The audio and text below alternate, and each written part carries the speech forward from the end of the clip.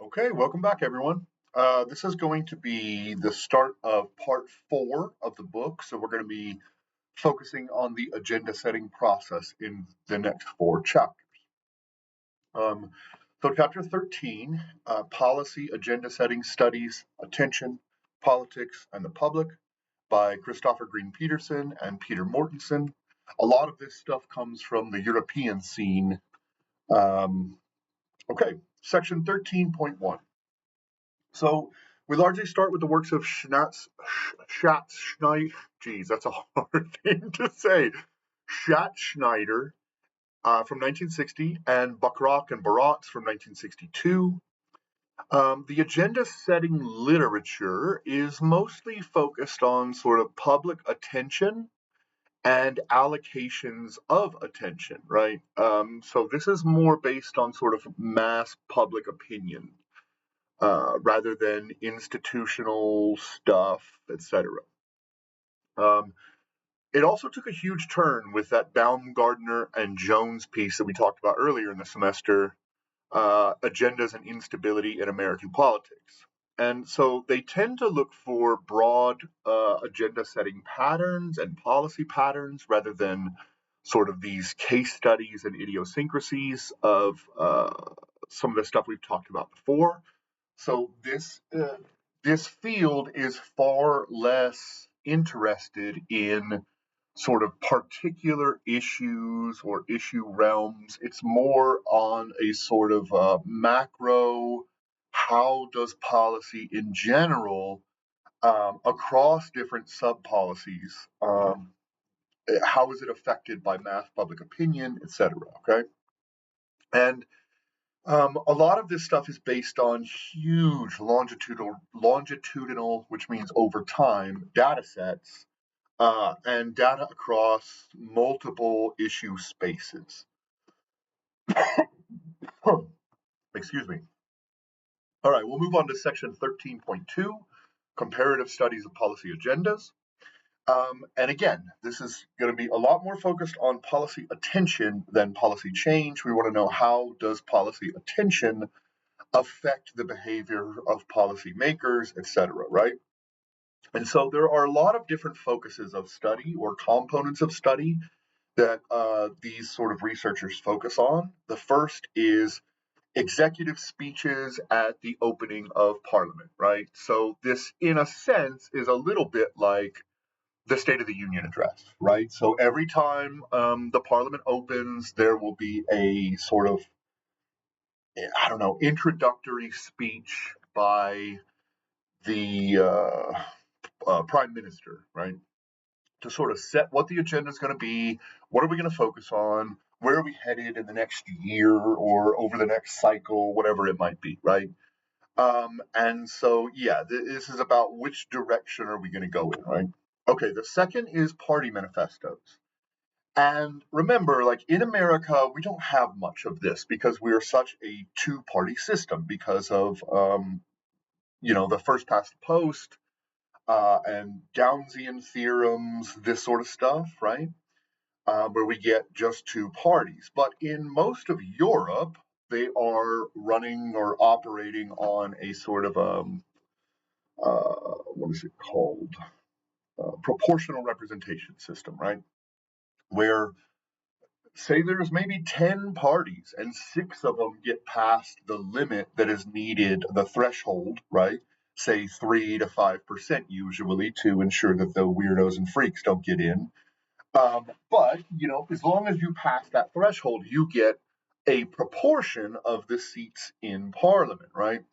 And so this operates very differently than our two-party system, and most of the parties sort of publish a party manifesto before elections so that voters can determine, where do I fall on the ideological spectrum and which of these parties am I going to vote for? Because often you can't even vote for an individual candidate in European elections, right? You vote a sort of party list, that sort of thing, right?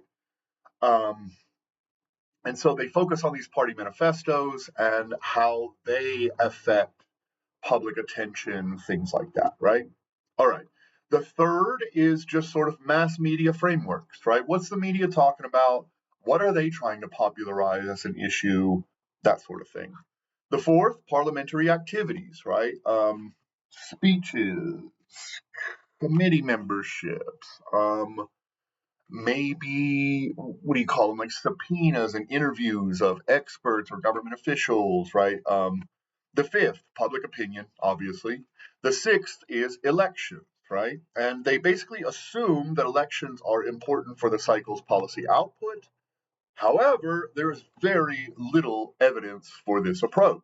Um, and it suggests that, in a sense, elections don't matter much, um, which is disconcerting, right? Um, there's an interesting sort of phenomenon that happens here where the opposition parties or the opposition coalition, if we're talking about a parliamentary system, can sort of focus their attention on issues that would be beneficial to them, right, as the opposition, right, and that sort of throw shit on the party in charge or the coalition in charge, right? Whereas the party in charge or the coalition in charge has to be constantly addressing fires, right? What does the public think? How do we sort of reduce their consternation with us as the ruling party? All of these sorts of things. So the opposition, in this sense at least, has an advantage because they can try and drum up public attention for issues that would benefit them and not the party in charge.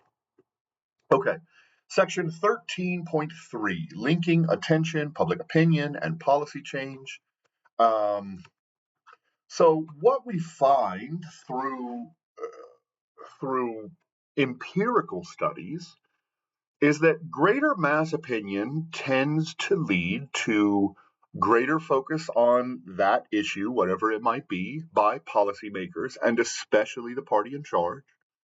What we also find is that you tend to get greater allocation of financial resources to the issue in question, right? So the government is allocating more funds to this particular sub-policy area. And we have really strong evidence for this across Europe in these parliamentary systems. But the evidence for this in the US is quite nuanced, right? And so what we do find is that high levels of popular opinion or concern about an issue or whatever it might be by the mass public, does tend to bring greater attention and greater spending in the US system. However, waning support or a policy subfield which is not really being paid attention to by the public, instead of seeing reductions in public spending for these things like we do in Europe, right? Instead, what we see in the United States, because we're so highly lobbyist influenced, is that when the public stops paying attention, lobbyists just take over. And so you don't actually see the reduction of public funds toward these, right? So this is really, really fascinating phenomenon that's sort of idiosyncratic to our American system, because in many senses, like the lobbying that exists in the United States does not exist elsewhere, right? Yes, there is lobbying, but not nearly to the same extent.